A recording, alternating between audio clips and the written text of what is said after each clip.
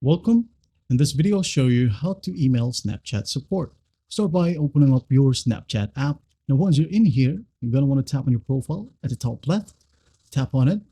Once done, go ahead and tap on the gear icon right here at the top right. Tap on it. Now, in here, you're going to want to scroll all the way down until you find the section Support and Feedback. All right. In this section, you're going to want to scroll down until you see Help Center. Once done, just tap on it and wait for it to load.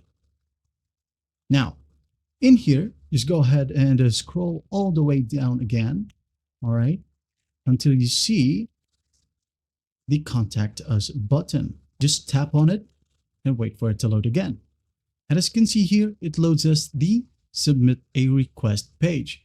Now, you can go ahead and select your queries right here. For example, I think my account was compromised. Just tap on this one. Then you're going to want to scroll down and click here to contact our support team. All right. Please note Snapchat support cannot assist with any other reasons your account may have been locked through the form. So it is needed to contact them from here. Just go ahead and select your queries and answer the simple prompts right here.